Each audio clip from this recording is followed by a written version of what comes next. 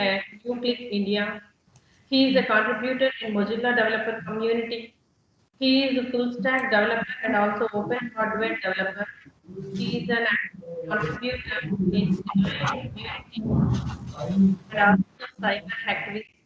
He is an author of MicroPython program application.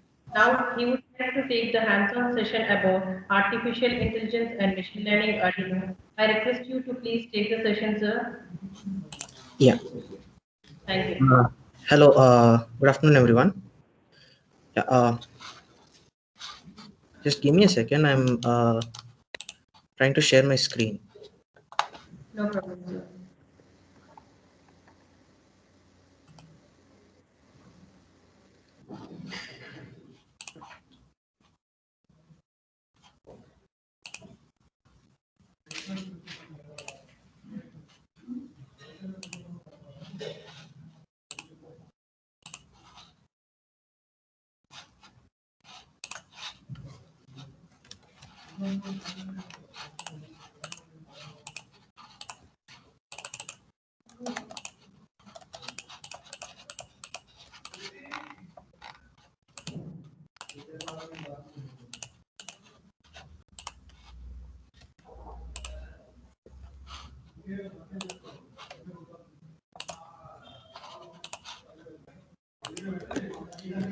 Yeah.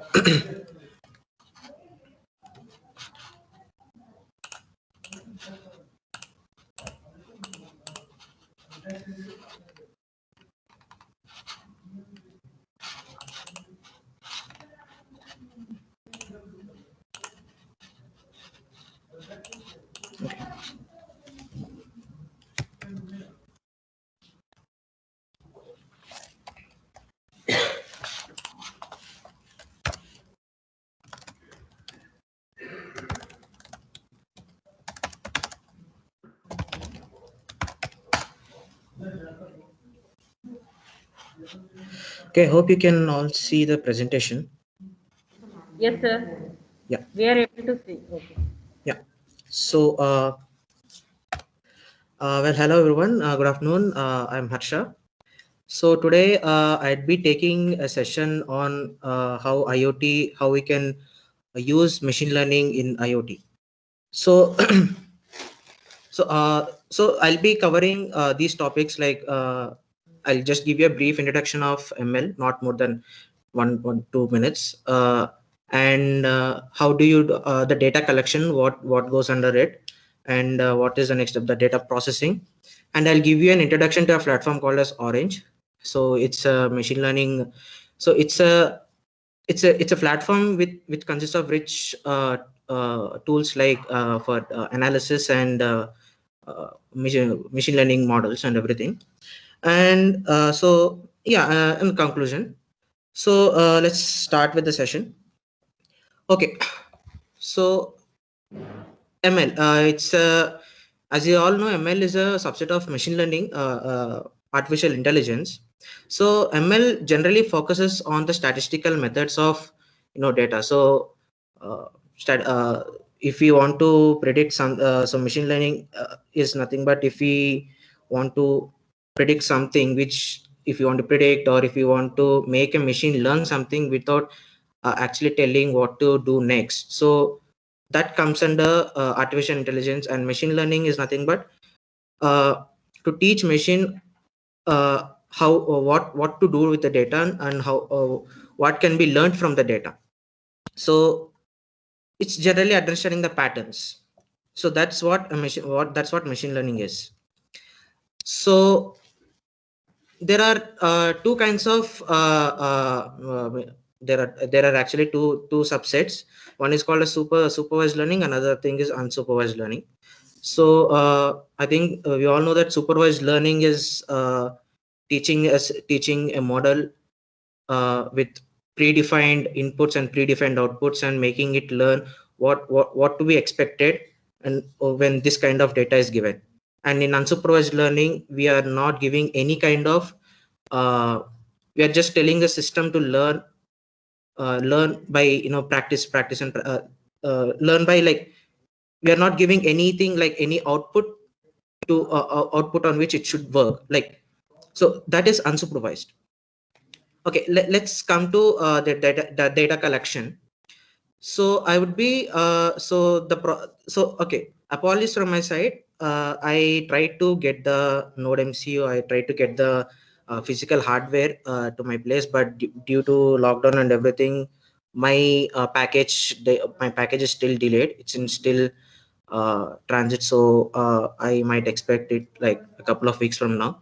So that's but I'll try to make it as simple as possible. Like I'll try to make you understand what's happening under the hood, so that you'll have an idea even without the devices and everything.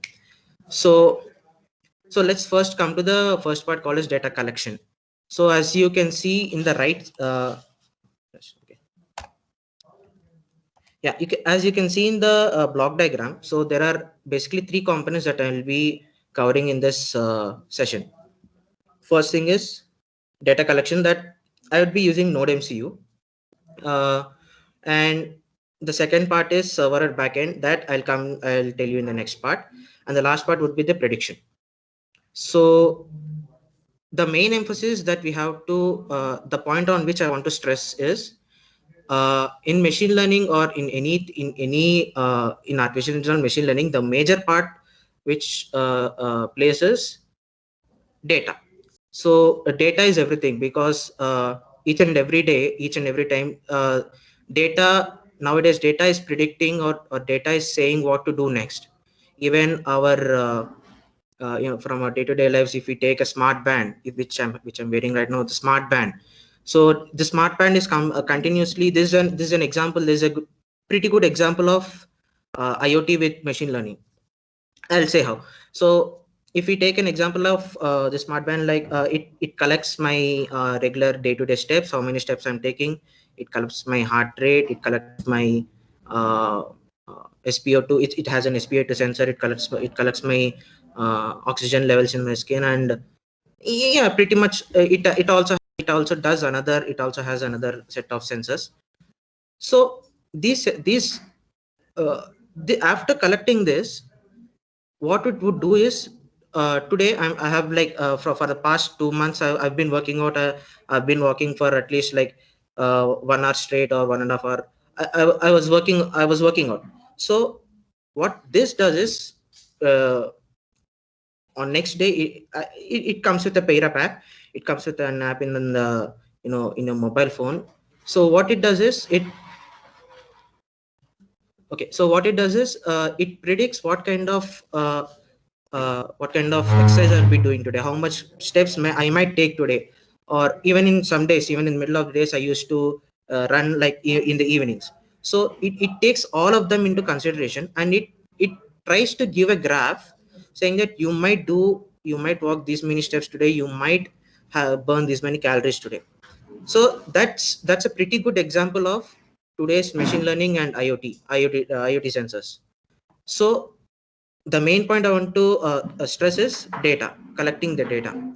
So I would be explaining that part right now. So uh, data can be collected. The data is collected from in hardware from an endpoint called a sensor. Sensors are nothing but the endpoints. So the sensor might be anything. For today's session, I would like to take an example of temperature sensor and humidity, THD sensor coupled with Node MCU. So what I'm going to do? I'm going to attach a Node MCU. I'm going to attach a DHT sensor to the Node MCU. I'm going to connect it to my internet to my local network, or I'll connect it to a network. From there, I would get the data to a backend or the server, and I'll after that I'll do a prediction. So this is the model. These are the steps that involves in the in today's session.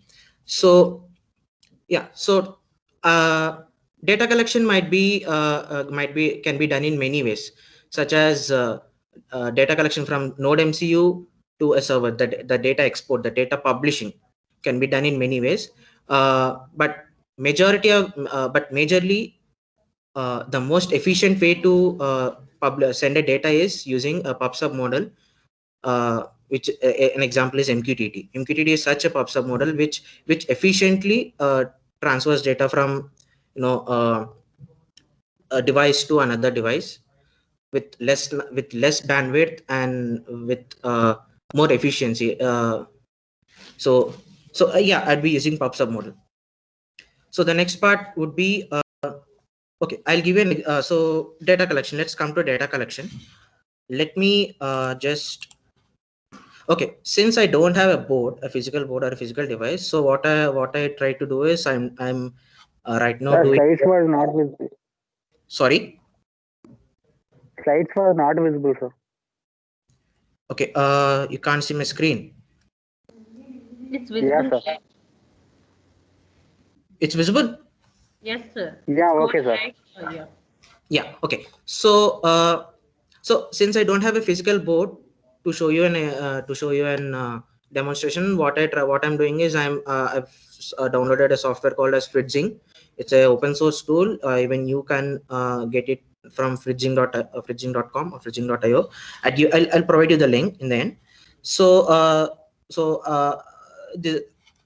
if you come to schematics, breadboard, and everything, you have pretty much everything. So these has like core components. Excuse me. Yeah, these have core components and like basic resistors, capacitors, and everything, inductors, and even I can create my own parts. And yeah, pretty much they have a solid library. They include libraries from SparkFun and digipub. So these are the libraries that are included in Fritzing out of the box. So yeah, so what I did is I just opened the breadboard and I've typed node MCU. It gave me a component, and I tried searching for DHT sensor, but it's not available. Yeah, but instead of, what I'll do is I'll try to add some other component, which would suffice for now. I think this is a voltage regulator. Let me just LM35. Yeah, I think LM35 is a temperature sensor. So okay.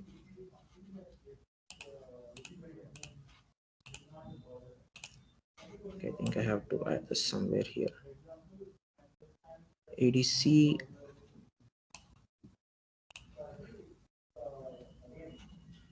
I think the middle part is ADC, and the other things are VCC and ground. Okay, I don't have ground here, but anyway, I can put it here, ground. Yeah, so this is pretty much, so instead of LM35, let's imagine this is a DHT11 sensor. So even it has three giving the pin to ADC, I would give it to some GPIO pin. So that would solve our problem. Yeah, so this is how this is how the setup would be on a physical hardware hardware device would be.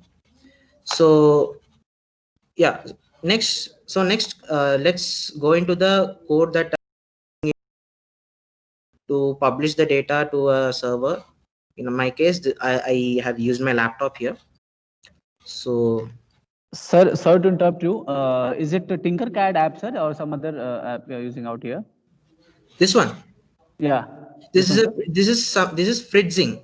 FRITZING. Sir, just for clearing my doubt, whether does it support, sir, mobile application, mobile also? I mean, through mobile also we can do it out, or only No, laptop because version? Or no. So this is a see, because this is a CAD application.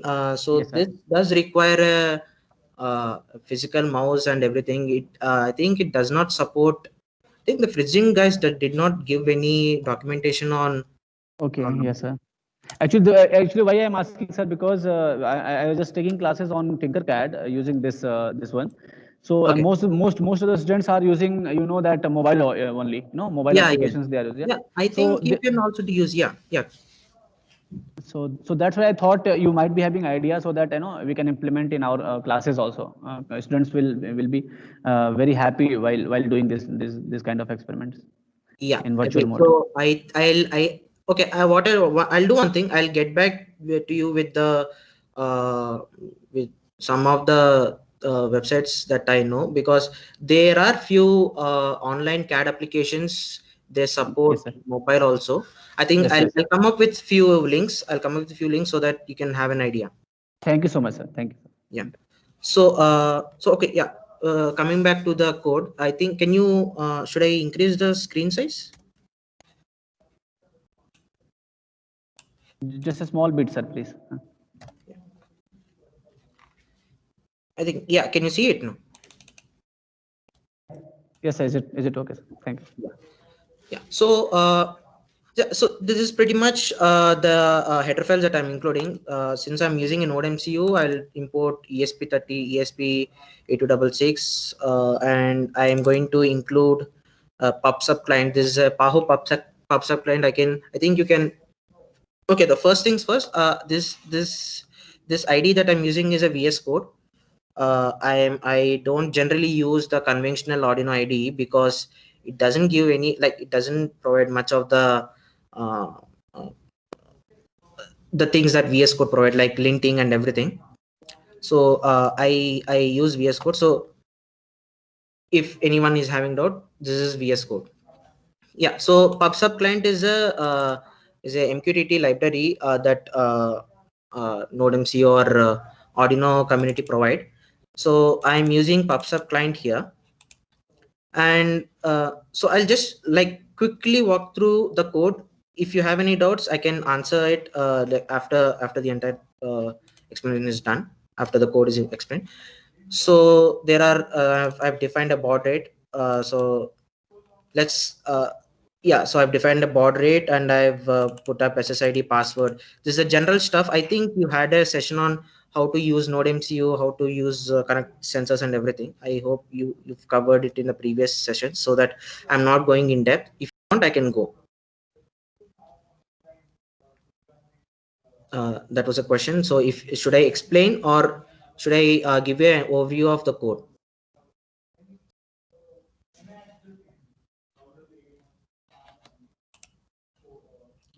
Okay, anyone there?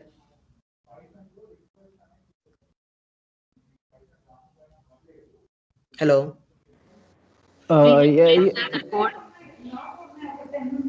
Yeah. Yeah. So the question was, should I give an overview of the code, or should I just explain step by step? Is it required for the Node MCU? No, so just give an overview, sir. That's it. Because the most of the things we already know. So Okay. at least you will give overview, then it will be okay for everyone. I think so. Yes, sir. Okay. Cool. So Thank you, sir. yeah. So here, pretty much what I'm doing is I'm initializing the SSID and password, and then initializing a couple of stuff like LED, built-in LED, and everything. Yeah. And the important stuff is here, these three lines for the MQTT communication. So this is the MQTT server. This is the topic, and this is the client ID.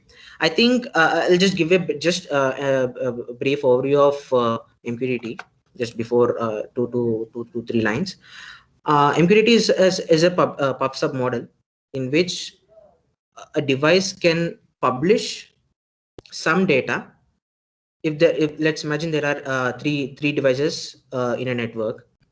So one device one, it publishes let's say temperature data, and device two, what it does is it will subscribe to this device one temperature data, so that whenever this device one publishes let's say temperature, it will automatically get the data and store it somewhere. It will get the data, and it does some processing. and device one is listening, and device number one is subscribed to device two on the topic humidity. So whenever device two publishes humidity, the device one automatically gets the data. And device 3 can subscribe to both the device 1 and device 2 on both the topics. It can subscribe to temperature, and it can subscribe to humidity. So whenever both of them publish, device 3 automatically gets the data. So this is how publish and subscribe model works. Yeah, so here the topic that I'm going to subscribe is temperature. The MQTT topic is temperature, temp, short for temperature, and the client is ESP8266. I can name it anything, but I've just mentioned it as ESP8266.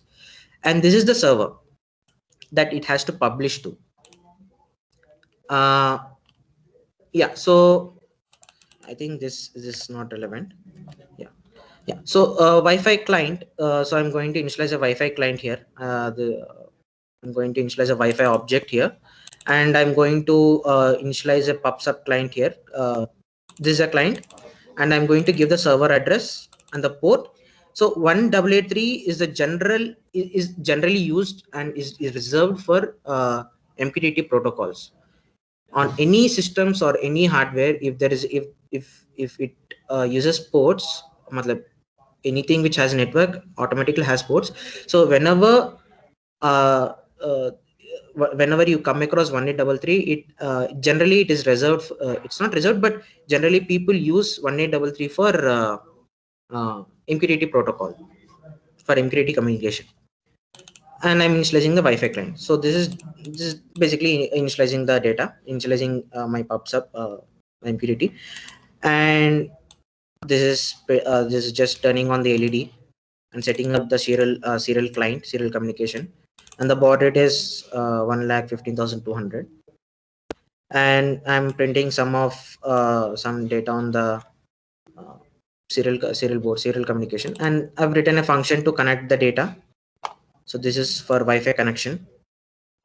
So I've called it here in the void setup, and unless if there is no client, if the client does not connect, it stays in the void setup. Whenever there is a connection established between client and server, only then it comes out of the setup loop and goes to the void loop function. Yeah, so void loop essentially has only one function and a delay. Yeah, so this quite honestly, this is not the most efficient code I've written so far, but it does work for this time. You can use timer module in this. You can use an RTC and send data for every 5 minutes and trigger.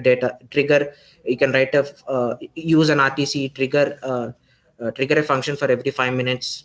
Can do those things, but since I don't have those things right now, what I did is I just added a delay function and added a function called as send data to server. Yeah, so what this does is it's going to initialize some stuff like payload and everything. It's going to initialize a payload as an empty array. Now there is a function called as build data stream.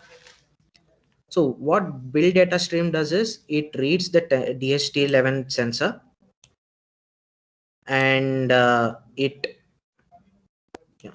reads a DHT11 sensor. It appends it to the data and returns the string. Generally, what you're going to get is temperature equal to, let's say that 28 degrees, and humidity equal to I think, let's say an example of 30. So this is how you'll be getting the data. So this is the data format of this one, and at the end it gives a carriage return, a new line. It adds a new line and returns the data to the payload to here. Now so whenever I trigger this, it generates the data. It generates the data stream, and it sends the data to, and it publishes the data to this particular topic called as temp.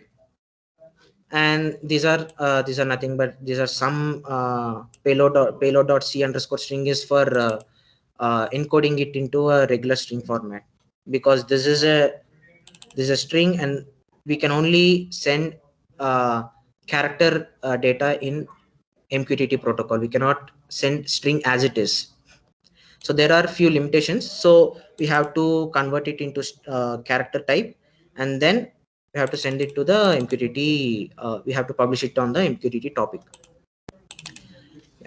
So payload send. Then when we publish it, it prints on the serial communication called as payload send. Otherwise, it waits for the data and then publishes it. So this is pretty much what happens in the hardware side. So the key part is collection of data. So that part is done. Now what comes next is on what happens on the server side, what to do. So I've written a Python script. What this does is this gets whatever this listens to the temp topic, gets the data, stores it into a CSV file, stores it into a CSV file, and yeah, that's what it does. It just gets the data and stores it in a CSV file. Okay, so like, are you aware of Sir, can you execute once, sir, and get the data? the Node MCU part? Yes, sir. Okay, so okay, in void setup, what's happening is it's going to connect to Wi-Fi. I'll explain briefly. It connects to the Wi-Fi, and then once it connects to the Wi-Fi, it waits for the client to connect to the MQTT broker. Here broker means nothing but my system. Let's take I'm sending data from Node MCU to my laptop. Node MCU is going to wait until first Node MCU will connect to the network, to the Wi-Fi that I'm going to give. I'll provide SSID and password. Once it connects to that, the next step what it does is it waits for my system. So it waits for the bridge between my system and the Node MCU. It waits for the communication to be established. Once the communication is established, it comes out of the setup, and once it is established, the next thing would be to come to void loop. In void loop, we are only having one function that is called as send data to server. Okay, when I'm calling this function, what's happening is initially what I'm doing is I'm just declaring a string called as payload and a payload array, and some initialization. I'll come to that part later. Here what's happening is I'm calling another function called as build data stream. So what build data stream does is it basically what it does is it reads the sensor data and makes it into a string. Just makes it into a string that I'm highlighting it. If you look at this, it just what this does is it creates this kind of string, an array of characters, and returns this to the payload. So this payload I'm going to publish it on the MQTT topic. The topic here is temp. So all this thing is like I think most of the things can be self-explanatory, but if you want, I'll explain. This payload.c_string is nothing but converts string into character array, because MQTT does not support this API does not support client MQTT.publish does not support string variables, string data types. It only allows character arrays. It only allows characters. So what I had to do is I had to convert this into a character array, and then I had to send it to the topic. I had to publish it to the topic. So this is what's happening in the data in the Node MCU. Nothing more than this. So all this is nothing but what I did is I've written each and everything as blocks of data so that it would be easy to understand. So the thing I'm asking you is, Sir, my doubt is here. I'm asking you, can you show how to execute and collect the data and store it into that TMP temp or topic field actually? Can you show the execution if because it is readily installed in your system? Can you show the execution so that actually once the data is collected from the devices, so that then we can go for the server to do the processing of the data?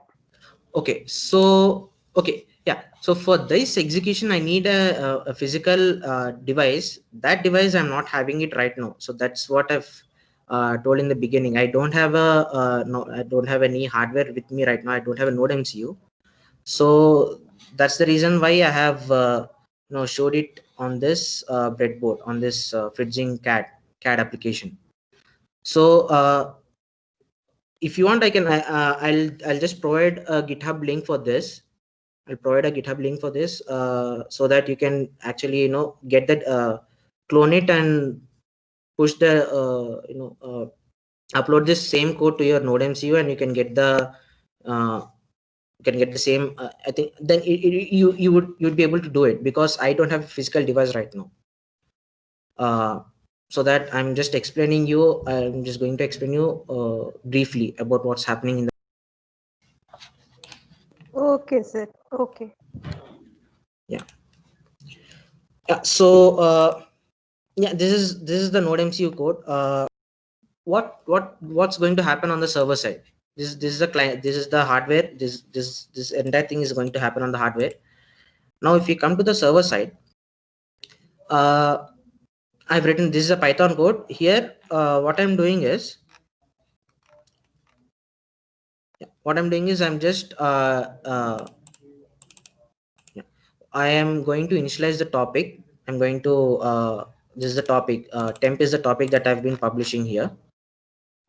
Temp. So this server is going to listen for temp. It's going to subscribe for the topic called as temp. So I'll come to these definitions in a while. Here, what's going to happen is client equal to MQTT.client. What this does is I'm using a library called as PAHO MQTT. So this is also similar to PubSub client in Arduino, but this is for Python. So it's a Python library. You can just install by using just pip install PAHO MQTT, so that you will also get it. So I'm initializing the client, and I'm also writing I'm also defining two functions here, on connect and on message. So those are nothing but these functions. I'll just give you an example in the next steps what's happening there. And client.connect localhost, this is the port. Localhost is nothing but my own device. And next thing is client.loop start. So what this does is it continuously loops, and it continuously listens to the given topic. It continuously executes the same topic. If it's subscribed to multiple topics, it continuously listens to them. So this is what client.loop does. And yeah, it's going to sleep for every 2 seconds to 20 milliseconds. This just for a delay that I've added. If you want, you can do it, or otherwise you can just leave it. And yeah, on connect. So what happens on connect? So when Node MCU connects to this server, so initially it's going to subscribe to a topic. So client.subscribe. Here what's happening is it's going to subscribe for the topic called as temp. So this is what is happening on connect. The major part that we have to concentrate here is on message. So whenever the Node MCU publishes some data, whenever the Node MCU publishes the temperature and humidity data, it's going to get the message. Here the message is nothing but the payload. It's going to get the payload, and after getting the payload, I'm writing it to a CSV file. So that's what so write to file is nothing but it's another function where what's happening here is I'm opening a temp_log.csv file, and I'm appending the time and date and the message payload. Here the message payload is nothing but temperature and humidity. So it's going to give us date, time, temperature, and humidity. So each and every time whenever the data comes, it's going to come to this function. It's going to come to this function. Then then this function calls another function called as write to file. This writes to a CSV file, and then returns to the parent function. So this is what's happening. This is the major part in the collection of data. Now with this data collection is completed. Now we have with us a CSV file. Let me just give you show you a CSV file that I've generated previously.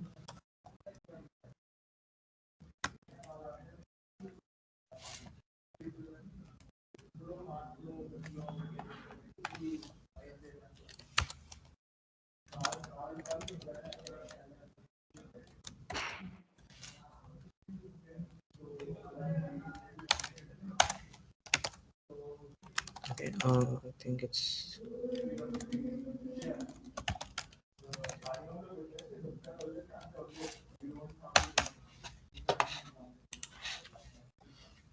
yeah.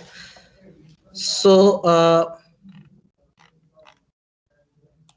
yeah, so this is the data set. This is the data set. This is the date, time, and the humidity values. So these are so okay. So before this, what I want to tell is before doing this, what I did was I did some pre-processing on this file. So what you get is date, time, temperature, humidity. But what I did was I added these fields, date, time, temperature, and humidity in the headers, so that we'll have an idea. And the field. So this field is nothing but depending upon the temperature. So what we'll be doing in this in the upcoming prediction is what we'll predict is depending upon temperature and humidity. What do I feel? Do I feel cool if the temperature is less than 20 or less than 22 or 25? I feel cool, but it also takes into consideration of humidity. Whenever the temperature and humidity are 20 and 22 and 20, I feel cool. So I think you generally get an update in the mornings in your mobile phones, like today you will feel like cool, it feels like hot, feels humid today, it feels humid today. So this is to predict depending upon the temperature and humidity, what is the feeling? Do we feel cool, humid, or hot? So this is the data set that I've collected. So I think I approximately have 337. Yeah, I have 336 data points. But in general, the more the data points, the more accurately we can predict what's happening. The more accurately we can predict with less error margin. So that should be the thumb rule. The data should be more. We have to get more amount of data. But because of even this data, this data is collected. This is not my data. I have fetched this data from my office network, which is there which is not here. I've pulled it from there. So I was only able to get 336 data points. I was only able to run the code for 2 days. So yeah, so this is the data set. So this is the data set we have. Now the next thing would be, the data collection is done. The next thing is pre-processing. So that is what I did. I even also got few null values. I got few null values. So what I did was I have filled it with 22. If there is no value, if there is any null value, I have filled it with 22. We can also fill it with zeros, or if we can always fill it with whatever values that we want depending upon the data set. Since I could see 22, 22, 22, 23. So what I did was I have filled null values with 22. so that we don't have any you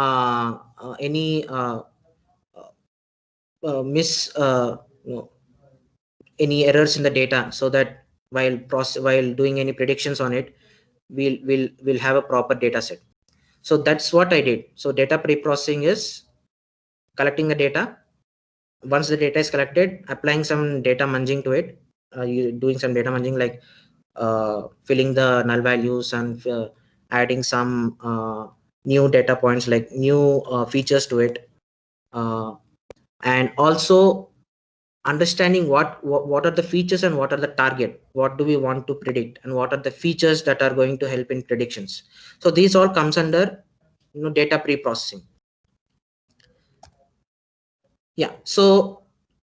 So this is data pre-processing. The next part that we are going to do is orange predictions. Okay, so today what will be the major part in any development, or in any machine learning development, is algorithm developments or any prediction development, is first, what kind of data do we have? The first things that we have to ask is what kind of data do we have, and what kind of models that we can run on it, and which model is going to give us the more appropriate prediction. So these are the 3 steps that we have to keep in mind. So depending upon that, so here I'll give you an introduction to to a platform called as Orange. It does have rich data visualization tools. It has pre-built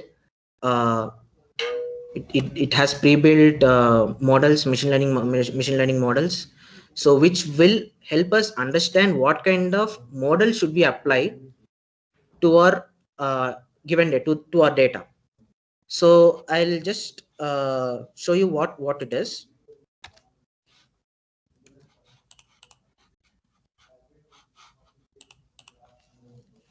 Okay, so it's just a simple so I've started it. So Orange Python, Orange is nothing, it's a Python package. So you can just do a pip install Orange. If you go to the Orange website, orange.ble, I'll just show you in a minute at the end of the session.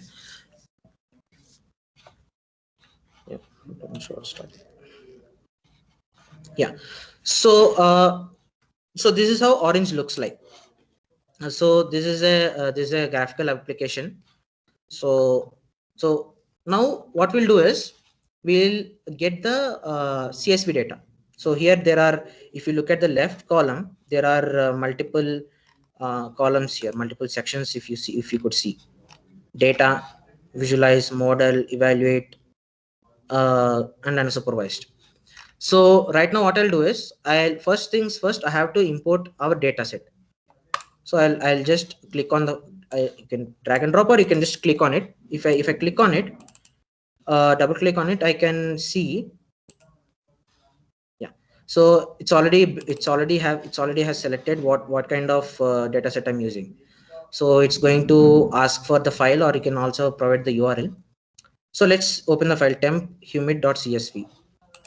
So here we have to give what kind of so what is the feature, what is the target that we are looking for, and what are the features. So temperature is a feature, humidity is a feature, and date is also a feature. Depending upon the features, I have to predict what kind of feeling it is. Is it cool on that day? Is it hot on that day? Is it humid in that point of time? So this is the target. You can easily change these things. Like right now I'm just using feeling as a target, and I'm applying it. Yeah, so this is done. So so next what I do is I would select a data table here. I'll connect it. If I double click on it, double click on the data table, I'll get the data in the tabular format. So time, date, temperature, humidity. And if you look at the gray area, this is the background is dark gray. This is the target. So it gives me all the data that I have. I think all Give me all 336 data points. Yeah, it gives all the 336 data points. And the next step would be to visualize the data. So as I told, we have to understand what kind of data do we have, what kind of analysis can we do. So let's try different kinds of analysis on this. If we use distribution, I would provide this with the data source and distribution. Okay, temperature, date, humidity. Okay, I think it didn't take date into the consideration. Time. Okay, so distribution does not give me much of the information. What if I use scatter plot here? Yeah, it's giving me a nice chart graph. Yeah, so if you look at the scatter plot here, it's going to give me it's going to give me a graph between humidity versus temperature. So yeah, so if I hover over something, it gives me the metadata, like the features, the date, time, the temperature and humidity. So yeah, so this is this is a good chart. This is a good visualization. So you can use scatter plot, and just you can also like go through different kinds of charts here. And yeah, once we got an insight of what kind of data do we have and what kind of analysis that we have, what analysis that we have did, the next step would be to use what kind of model can we apply on this data. What model should we apply on this data? So let me just use KNN.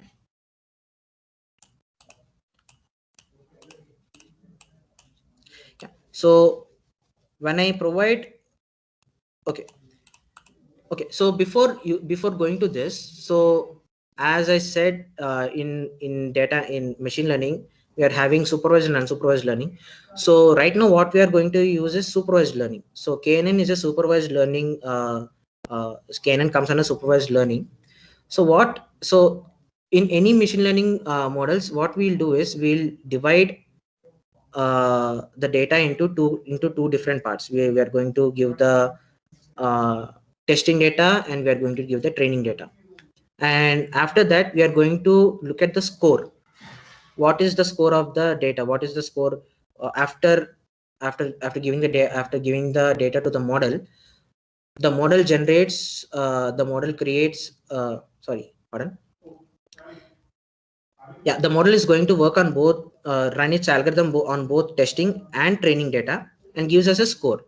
Based upon the score, we are going to adjust the data, adjust some of the features, such as uh, uh, how many folds how many folds should we use, or how many more iterations should we do on the data, so that we get a proper slope, so that it would be used in prediction. It would accurately predict the model. So right now what I'll do is I'll give KNN the input data. So with orange, what happens is it automatically segregates testing and training data. We specifically we don't need to give any separate testing data, separate training data. So it's not required for us to give in that way. Orange automatically sorts it out and does the things. Yeah. So KNN. So we have used KNN, and you can also set the neighbors here. How many neighbors that we are looking at. So yeah, so KNN in a nutshell, what happens is, if you look at the scatter plot, yeah, what KNN does is, depending upon the point in the graph, depending upon the point in the space. So if I take an example of this one, so this is humid. So this class is humid. So what KNN does is, it takes the nearest 5 data points and check whether these are humid or these are hot, depending upon their nearest classes. It assigns itself a new class. The particular task, if the surrounding data points are out of 5, if there are four points which are humid and 1 point which is hot, that point is automatically, that what this algorithm does is it assigns it as a humid data point. So this is what KNN does. So you can change the neighbors here, and once we are done with that, we have to check out that score. What is the score? And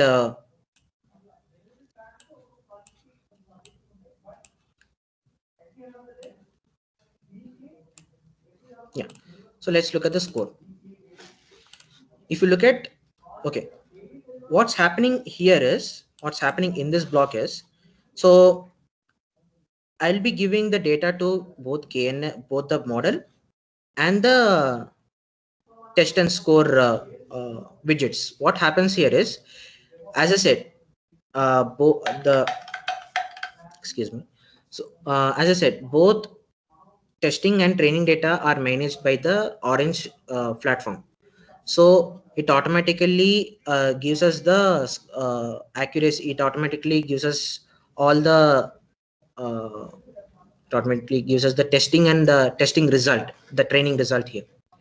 So here the accuracy of this model is 97%, 0.977. So it's almost 97%. So next what I do is I'll add a prediction. I'll add a prediction to this. Just a second.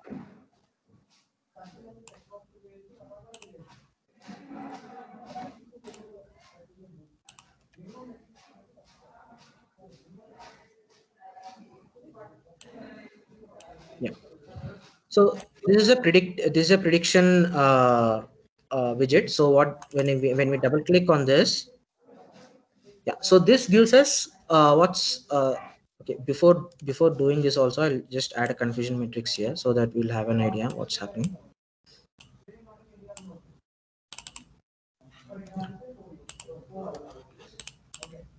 Sorry.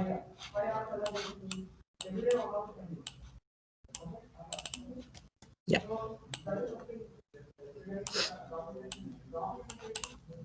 Okay. So let's come to predictions. So this is the actual result. So this is the actual this is the actual data set, and this is what the KNN has predicted. So if I look at, I remove this. Okay, let's look at this. Yeah. So if I check, most of the prediction is true, but except for some, yeah. So if you look at this data, the original data in the training, the original data set has cool, but in the prediction it has given this as humid. So there are few errors. So as you have seen in the prediction table, it predicts with an accuracy of 97%. So there are few mismatches here. There are few errors here. Accurately, it should approximately be like 6 or 7. Yeah. Yeah. So this is what KNN does. So let's look at the confusion matrix also. Yeah. So in confusion matrix, what confusion matrix does is it gives us what are the actual values, what are the predicted values, how many actual values are true and how many actual values are false, like true positive, true negative, false positive and false negative. It would give us that kind of data. So if you look at, I'll see if I can scroll this.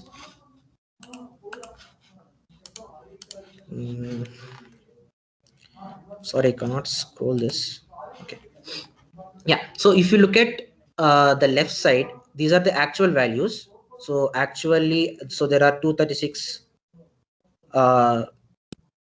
Yeah. Okay. Let me just hover over cell by cell. So what KNN did is it predicted the cool, and it predicted 236 correctly 236 values. Like out of all the values, 236 are cool actual values, and even the predicted values are also cool. These are correct. And if you look at humid, the actual humid values are 47, and even the predictions were which were true also were 47. Same goes with the humid. There are 40 humid and 40 predicted, and 40 and predictions were also 40 predictions are also true. So these all are true positives. These all are true positives. Now when we come to when we hover over this 8, can look that actually the actual value is cool, but it predicted as humid. So there are 8 such values where the actual values were cool and the predicted values were humid. So this is what the confusion metric gives you. It gives you an overview of how many out of how many are true, like how many are correct, and how many are like they are deviating from the original data set, original predictions. So this is what confusion matrix does. Okay, so now let's give another example. Why I've chosen KNN, why I've chosen orange for this session. What if I use, instead of KNN, what if I use another kind of model? What if I use tree model? What if I use tree? Now I'll be giving it to test score. And if I check at the tests, yeah. So if you look at the accuracies, in KNN, it's giving me 97%, 97.7%. In tree, it's giving me 97.4%. So with orange, what we can do is we can get a sense of what kind of predictive models that are more efficient on this given data. So let's use SVM, or let's use an SVM model. I think SVM gives us even more accurate models right now. So when I used SVM, it gave me an accuracy of 98.9%. So out of KNN tree algorithms, SVM gave me more accuracy. Since there is less amount of data, so SVM works very good with it. So yeah, so with the yeah, if we go to predictions, so this is the actual data. This is the KNN tree and SVM predictions.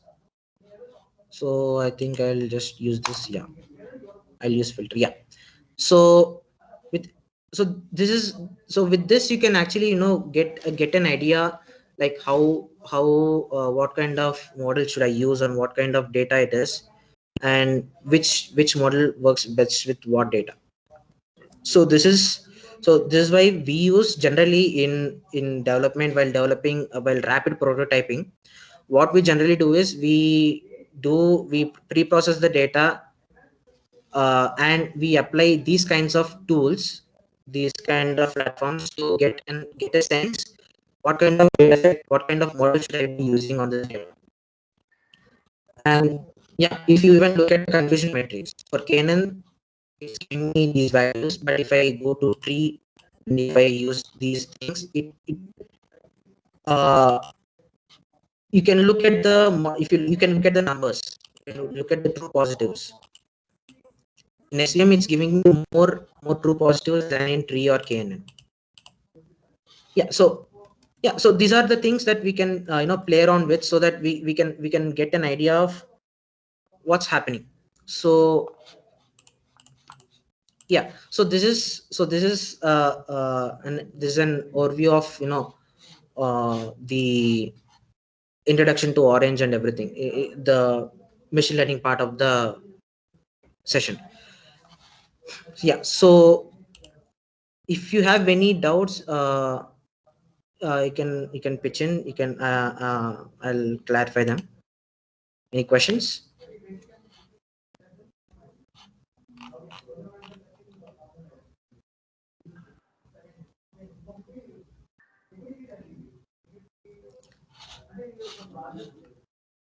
Hello. Sir. Yeah. So, are there any questions? So, should I repeat any of the topic, any of the segment?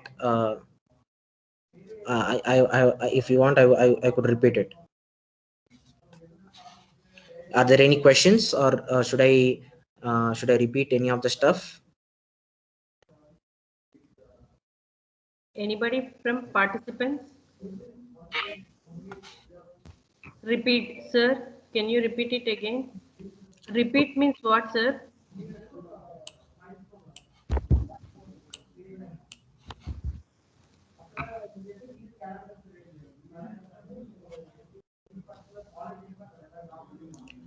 Okay, what should I repeat? So, do you want me to give an overview of Orange again? Harikumar sir, Naidu sir, Harikumar Naidu sir. Repeat means which topic you want to listen, sir? Node MCU. Okay, Node MCU. Okay. Okay, Node MCU. Just give me a second. I'll add this. Okay.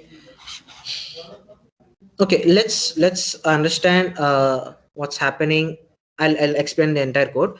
Let's understand what's happening. What Node MCU plays a part in this entire uh, in this entire process. Node MCU just sits there, collects data for every 5 minutes, sends it to the server. That's the job of Node MCU. Here,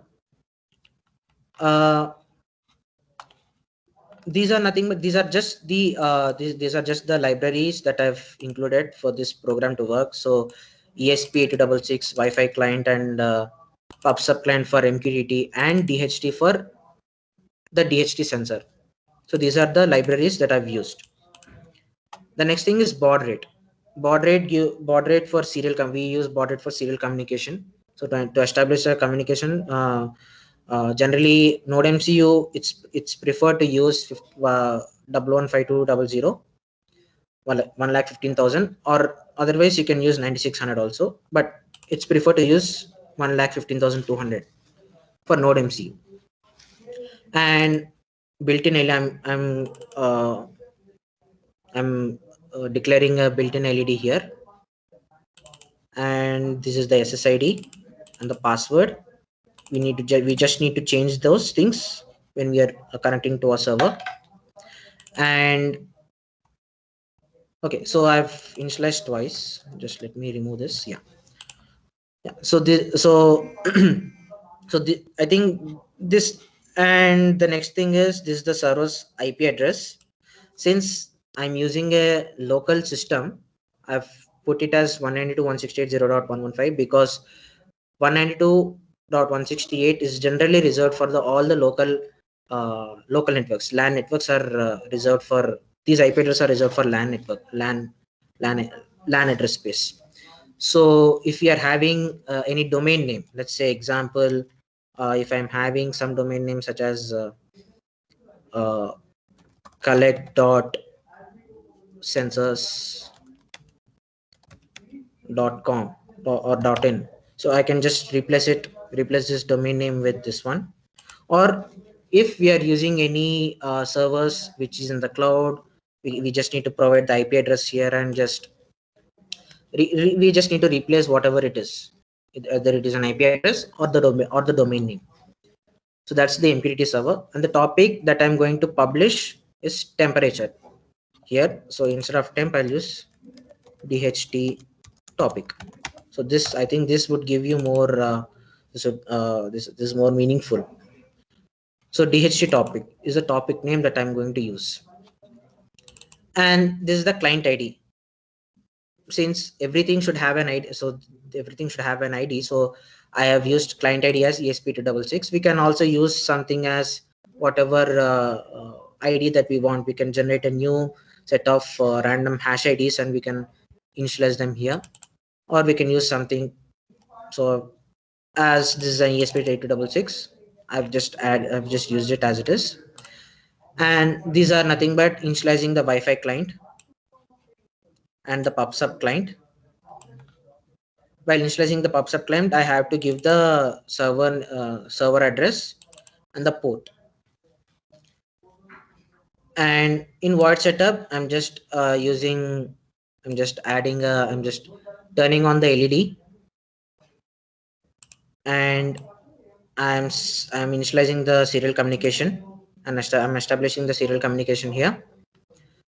Then after establishing, what I'm doing here is I'm connecting this node MC to the Wi-Fi.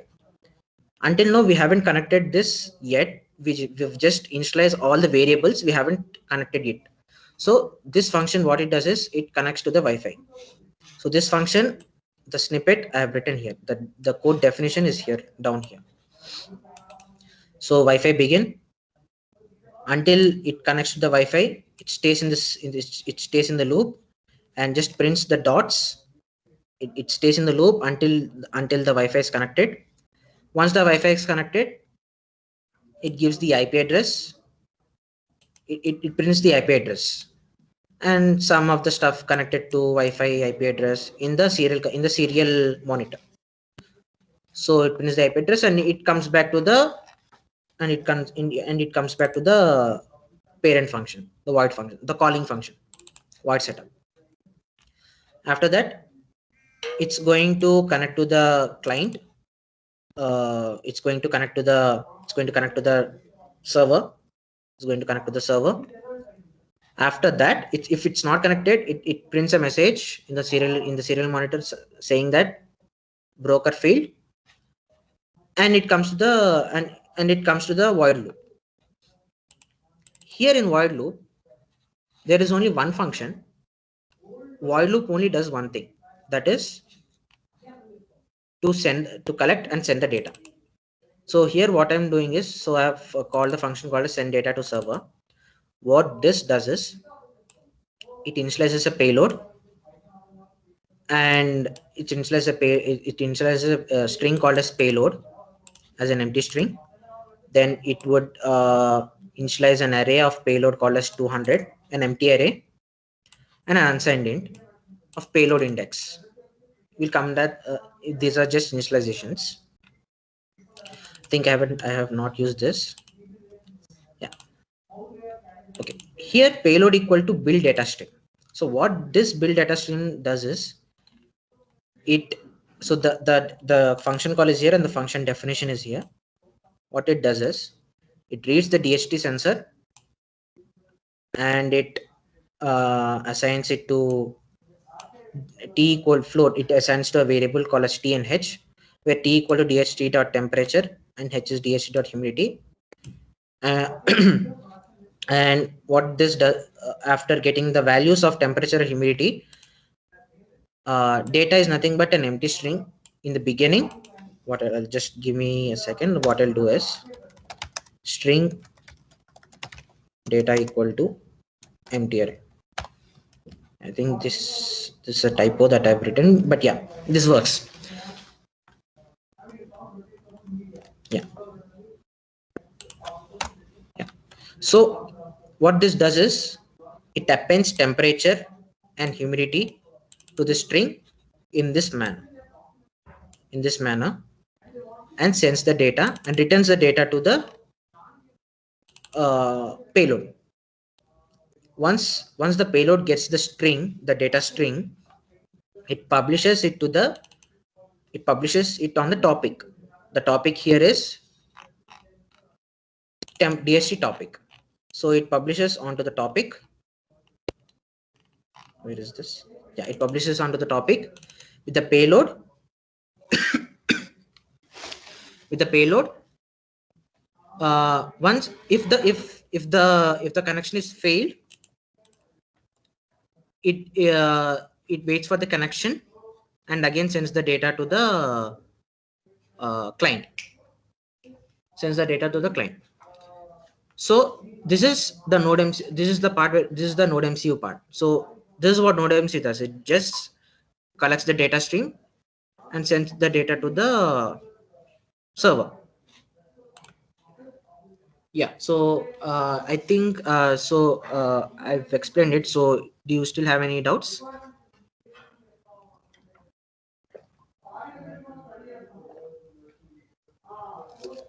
Hello. Sir, this was Python code.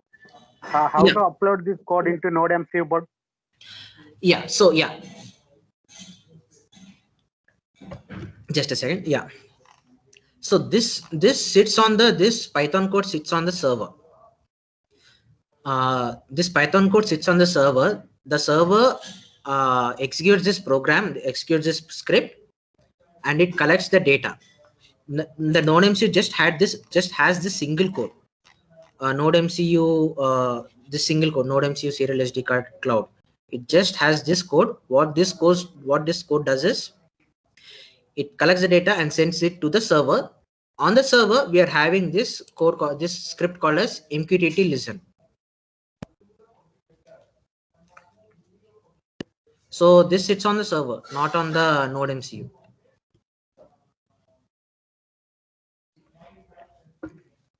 So the server can be anything. If you're having a Windows machine, just need to change just need to change the IP address here and the topic here. The topic, since I've changed it, I'll again change it here also. DST topic, and you need to change the broker address, broker IP. This broker IP, we'll be getting it from this one, wifi.local.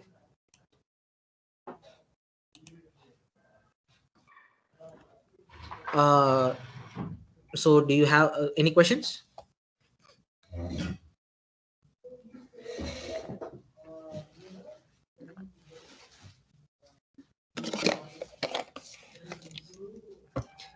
Yeah, the most important thing that we have to remember is in machine learning, IoT with machine learning is to collect the data properly, pre-process it, and we first need to understand what kind of algorithm that you are going to use. So so instead of orange, we can also use we also have Python. We generally what in industry what we do is uh, we first run these kinds of tools. We understand what kind of algorithm that we need to apply, and then we start developing it into start developing in Python. We generally use TensorFlow to predict the data. We have a library called as Keras, so we use Keras there. But for the beginners, I would suggest to use sklearn. It's easy to understand, but we use Keras. What it does is we develop the algorithm, we develop the entire algorithm, the correct algorithm that we need to use in the Keras, and we do the predictions.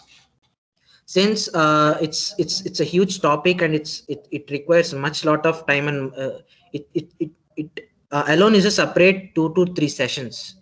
So understanding what machine learning is, understanding what kind of what is a training, the concepts of machine learning does take time, and so that's why today I've introduced this platform called as Orange. So do you have any questions now? I would answer them.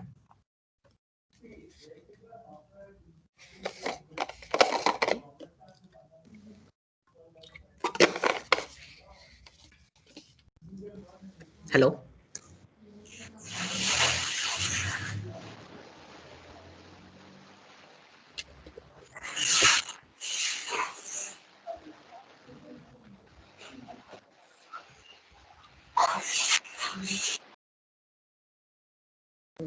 Participants, any queries?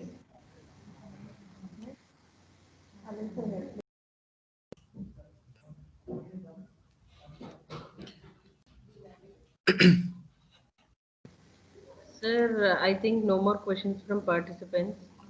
Okay. So I'll do one thing. I'll upload all this code in GitHub, and I'll share this link with you, so that you can share this with the participants. And if you have any questions, if you have any doubts, just you can text me. You can just send me an email. I'll add it in the meeting chat. Sure, sir. You can always write to me on sriyarchamvs@gmail.com or Can you send good afternoon, sir? Can you send your email ID in the chat box? yeah, I've sent you two email addresses. You can connect me through either one of them. Okay, thank you, sir. So I I'll even upload this all the code snippets and uh, even the presentation in the GitHub so that you can share this with all the others. Yeah. Actually, I request the organizers to please send us those daily, sessions, presentations, so that it will be helpful for us in future as well. Sure, madam. Yes, ma'am. Thank you so much. We'll provide you soon. Thank you. Thank you very much, Sri Harsha sir, for your enlightening ideas and a great presentation. Thank you very much again. Oh yeah, okay. Thank you. Thank you. Once again, I would like to thank all esteemed guests, speakers, and participants for your suggestions and unwavering attention throughout this day. Thank you very much, all. Yeah. Okay.